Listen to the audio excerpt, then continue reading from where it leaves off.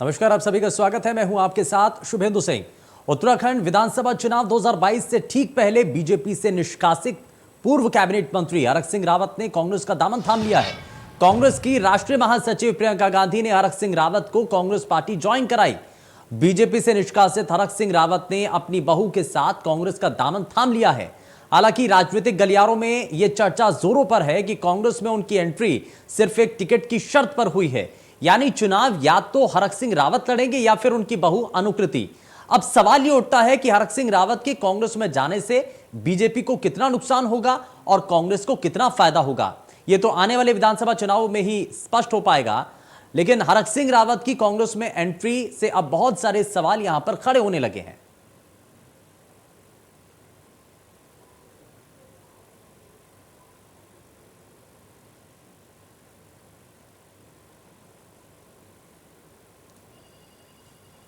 तो चुनावी दंगल के अंदर सभी नेता अब मैदान में उतर चुके हैं, लेकिन वही दूसरी तरफ आप एक पार्टी से दूसरी पार्टी के अंदर नेताओं के जाने का सिलसिला शुरू है।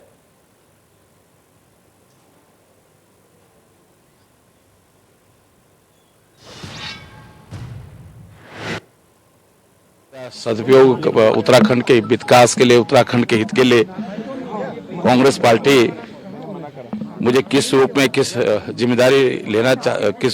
जिम्मेदारी देती है, कौन सा काम लेना चाहती है। इस समय हमारा मकसद सिर्फ प्रदेश के विकास के लिए, प्रदेश के नौजवानों को रोजगार देने के लिए, दूर दराज के क्षेत्रों में तरक्की हो। और जो सपना उत्तराखंड राज्य निर्माण के संबंध में 1994 से लेकर 2000 तक जंतर मंतर पर संघर्ष के दौरान हमने जो सपना देखा था कि आज दो उत्तराखंड राज्य दो, कोदा झोरा खाएंगे, उत्तराखंड बनाएंगे, उस सपने को उस हंसा दनाई, बेलवंती चौहान, भाई बेंजवाल, जो सैकड़ों लोगों ने इस राज्य के लिए अपने निर्माण के लिए बलिदान दिया है, उनके सपने को पूरा करने के लिए एक कार्यकर्ता के रूप में, एक सिपाही के रूप में माननीय सोनिया गांधी, राहुल गांधी, प्रियंका गांधी, हरीश रावत जी, अपने प्रीतम भाई गणेश गोदयाल जी के नेतृत्व में एक सिपाही की तरह, एक कार्यकर्ता की तरह पूरे प्रदेश के अंदर पूर्व कैबिनेट मंत्री हरक सिंह रावत को आपने सुना। कांग्रेस पार्टी का दामन थामने के बाद उनकी प्रतिक्रिया सामने आती है। अपने बयान के जरिए वो कहते हैं कि कांग्रेस पार्टी जिस भी मिशन पर उनको लगाती है वो उसको पूरी तरीके से पूरा करने का काम करेंगे। यहां पर बड़े भरोसे के साथ हरक सिंह रावत मीडिया के सामने आकर के कहते हैं कि अगर संगठन के द्वारा, कांग्रेस पार्टी के द्वारा जो भी इसमें जिम्मेदारी दी जाएगी उसको बखूबी तरीके से उनके द्वारा निभाया जाएगा। लेकिन यहां पर इस एंट्री से बड़े सवाल उठ रहे हैं, वो भी ठीक विधानसभा चुनाव से पहले, क्योंकि भारतीय जनता पार्टी से निष्कासित जब उनको कर दिया जाता है तो ऐसे में विकल्प के तौर पर कांग्रेस पार्टी उनके सामने बड़ी पार्टी के रूप में होती है। और एक तरीके से ये उस वक्त भी चर्चाएं बड़ी जोरों पर चल रही थी कि उनकी तो सिर्फ घर वापसी होगी, क्योंकि इससे पहले वो कांग्रेस पार्टी से ही भारतीय जनता पार्टी में आए थे।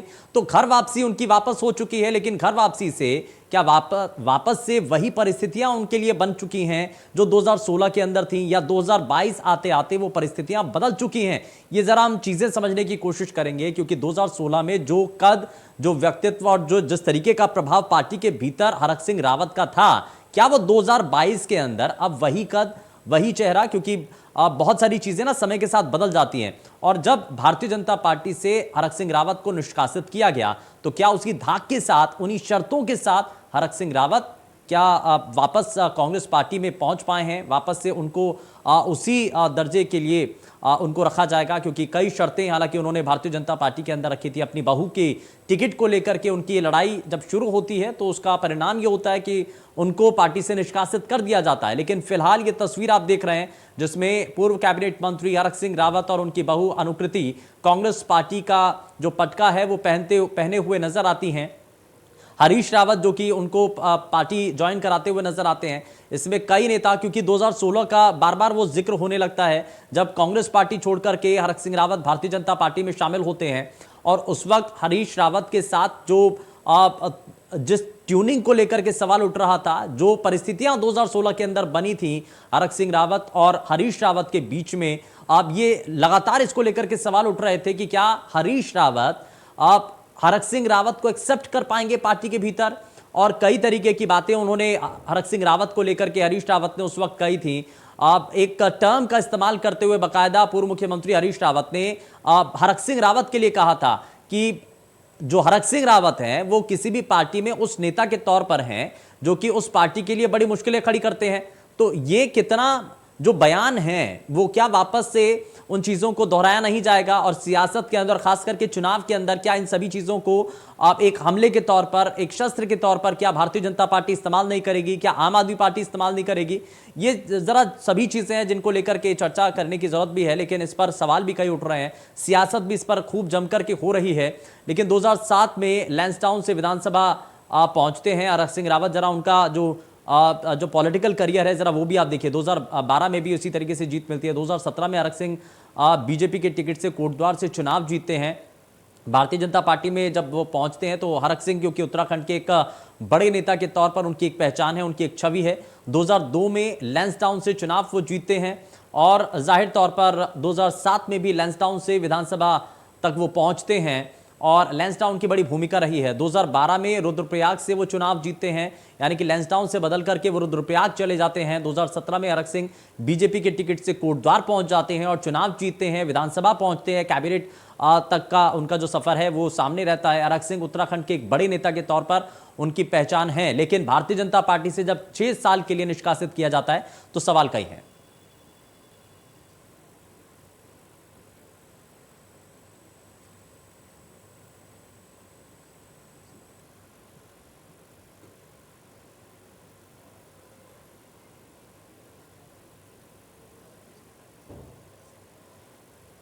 और अब ये जो लगातार आप तस्वीरें देख रहे हैं, इन्हीं तस्वीरों को लेकर के चर्चाएं बहुत हैं। जरा ये समझने की भी कोशिश होगी कि कितना नफा कितना नुकसान, क्योंकि जब 2016 में जो परिस्थितियां बनी थी उसके बाद जब भारतीय जनता पार्टी ज्वाइन करते हैं हरक सिंह रावत, तो उस वक्त कांग्रेस की तरफ से बार बार ही कहा जा रहा था कि कोई नुकसान नहीं है। लेकिन अब वापस से अगर भारतीय जनता पार्टी से निकल करके हरक सिंह रावत अगर कांग्रेस पार्टी में जा रहे हैं तो ये कितना बड़ा डेंट पहुंचेगा बीजेपी को, जरा ये समझने की भी कोशिश की जाएगी। और कितना इससे सियासी लाभ मिल सकता है किसी, और सियासी नुकसान आखिर किस राजनीतिक दल को होगा। और चलिए जरा जल्दी से आगे बढ़ते हैं और 2 खास मेहमान इस बीच हमारे साथ कार्यक्रम में जुड़ चुके हैं। जरा सबसे पहले आपको मिलवा देते हैं उनसे। भारतीय जनता पार्टी से प्रदेश प्रवक्ता विपिन कंथोला हमारे साथ कार्यक्रम में जुड़ चुके हैं। विपिन जी, बहुत स्वागत है आपका कार्यक्रम में। और कांग्रेस पार्टी से प्रदेश प्रवक्ता लखपत बुटोला जी हमारे साथ कार्यक्रम में जुड़ चुके हैं। लखपत जी, बहुत स्वागत है आपका कार्यक्रम में। और लखपत जी, शुरुआत में आपसे ही करना चाह रहा हूं, क्योंकि हरक सिंह रावत की कांग्रेस में एंट्री हो चुकी है। हालांकि आज जब ये एंट्री हुई तो उससे पहले तक, इससे पहले की जितने भी कार्यक्रम हैं उसमें कांग्रेस पार्टी के जो प्रवक्ता जुड़ते हैं हमारे साथ, वो बार बार ये सवाल उठा रहे थे कि ऐसा नहीं हो सकता, ऐसा संभव नहीं है। हालांकि ये शीर्ष नेतृत्व को फैसला लेना है, लेकिन संगठन के कार्यकर्ता और पार्टी के भीतर कांग्रेस पार्टी के कुछ नेता इसको लेकर के लगातार इससे पहले भी विरोध जाहिर कर रहे थे जब संकेत मिल रहे थे कि हरक सिंह रावत कांग्रेस पार्टी ज्वाइन कर सकते हैं। तो क्या आपको नहीं लगता कि अब चुनाव आते आते ये जो स्वर हैं बगावत के वो और भी ज्यादा मुखर हो सकते हैं, नुकसान इससे कांग्रेस पार्टी को हो सकता है? लखपत जी।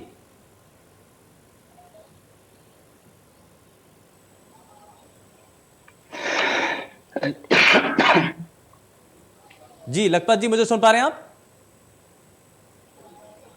लखपत जी, अनम्यूट कर लीजिए एक बार अपने आप को, अनम्यूट कर लीजिए एक बारी, अपनी बात रखिए सर।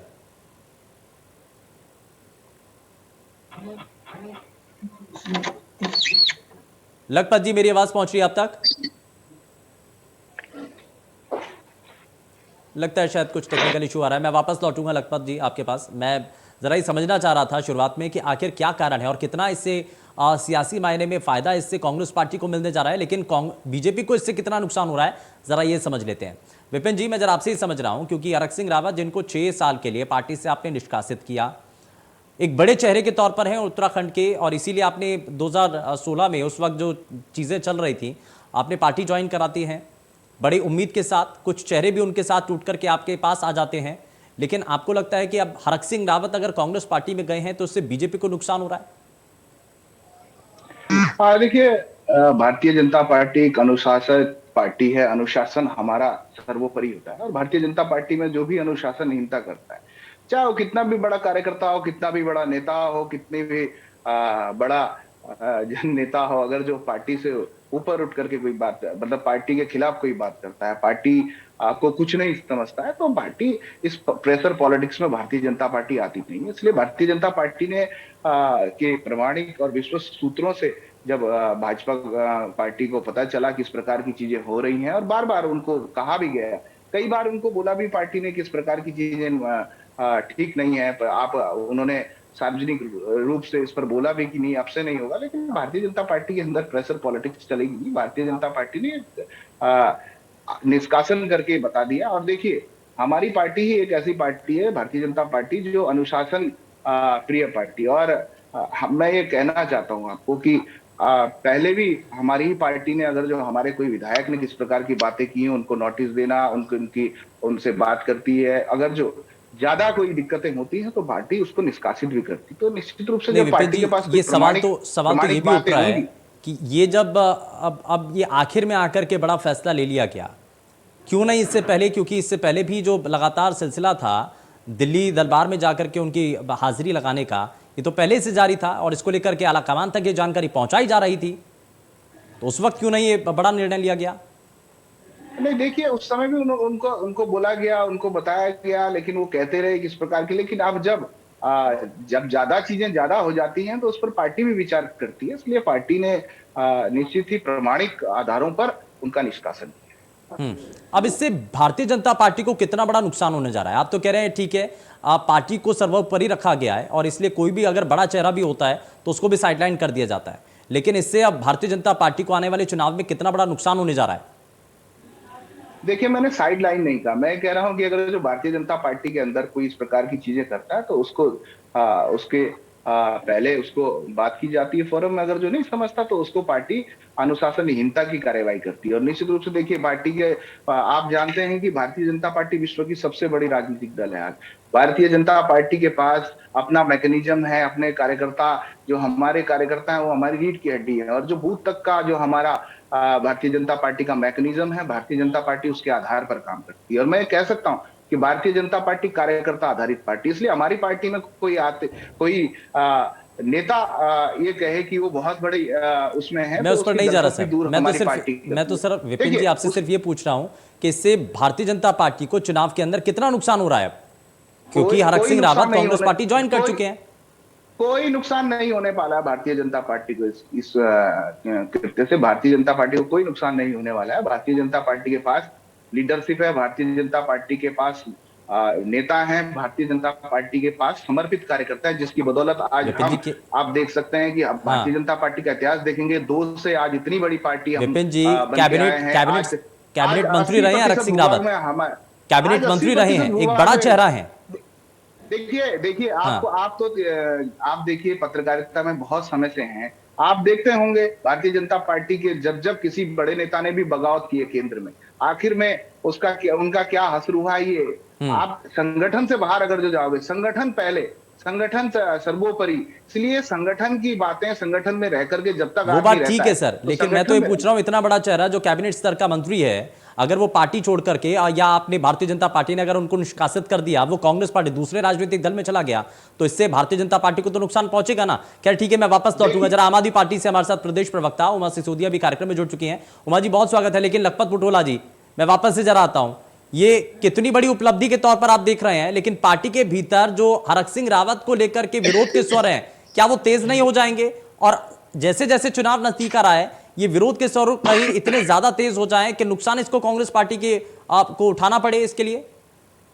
देखिए, पार्टी में किसी तरह का विरोध नहीं है। पार्टी की एक लाइन थी कि जिन लोगों ने माननीय मोदी जी, अमित शाह जी के साथ मिलकर 18 मार्च 2016 को इस प्रदेश के जनादेश का अपमान किया, लोकतंत्र संविधान का अपमान किया, उन लोगों को निश्चित रूप से यदि अपनी गलती का एहसास होता है, वो प्रदेश की जनता से माफी मांगते हैं, तो निश्चित रूप से हम जो माफी मांग करके अपनी कमी को समझता है कि दोबारा नहीं करेंगे, तो पार्टी उस पर विचार करेगी। हरक सिंह रावत लोगों के बहकाव में, कई लोगों के बहकाव में आकर के हमसे गलती हुई है और मुझे 1000 बार माफी मांगने में कोई ऐतराज नहीं। यदि लोकतंत्र के जो संविधान के जो मूल्य हैं उनको लेकर के यदि कोई व्यक्ति आस्था जताता है तो कांग्रेस पार्टी स्वागत करेगी। कांग्रेस पार्टी में बगावत नहीं थी। हमारा मूल सिद्धांत ये था कि जिन लोगों ने मोदी जी और अमित शाह जी से साथ मिलकर लोकतंत्र का गला ये कैसे सुनिश्चित करेंगे सर कि ये गलती दोबारा नहीं हो सकती है?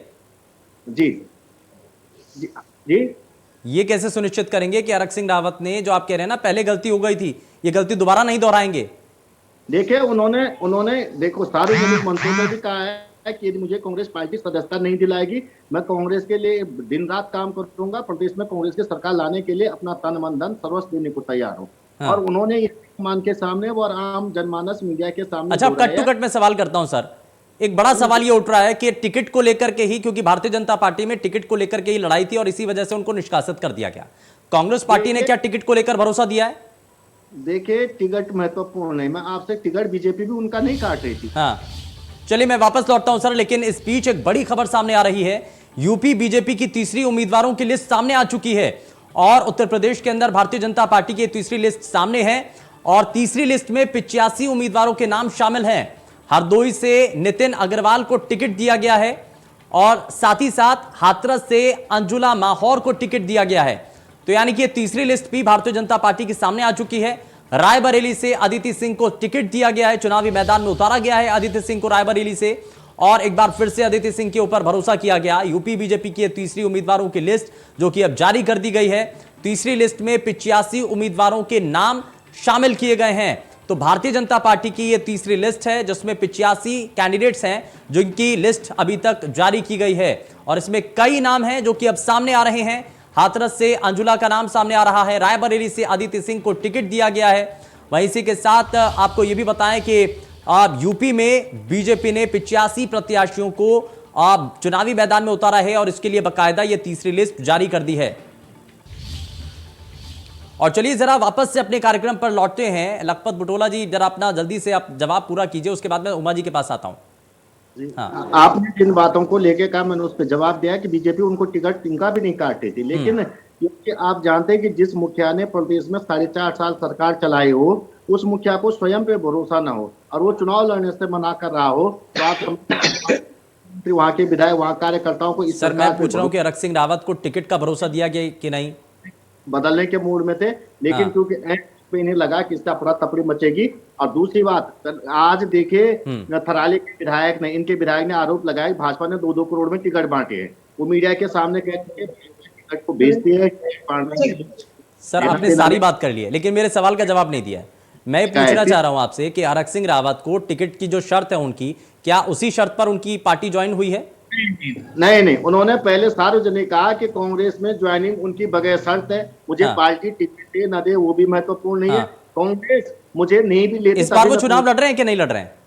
तो कांग्रेस प्रदेश के विकास के लिए कांग्रेस जरूरी है। ये जनता की जनमानस भावना ने आज अपना मन बना दिया है कि उत्तराखंड में परिवर्तन लाना, विकास के लिए कांग्रेस को आगे बढ़ाना है। ठीक है, यहाँ पे ठीक है सर, मैं वापस लौटता हूँ। जरा मैं उमा सिसोदिया को भी जरा कार्यक्रम में जोड़ लेता हूँ। मैं उमा जी अपनी बात पूरी कीजिए। हाँ, मैं उसके बाद लखपत जी वापस लौटता हूँ आपके पास। हाँ उमा जी, विकास के लिए उसके लिए लखपत जी बहुत बोल चुके हैं, 5 साल से बोल ही रहे थे आप कि लोकतंत्र के हत्यारे हैं, पीठ में छुरा भोंका, और आज आप उनके जो कसीदे पढ़ रहे हैं, मैं तो समझ में नहीं आता भाई आप इतनी जल्दी रंग कैसे पलट देते हैं कांग्रेस वाले।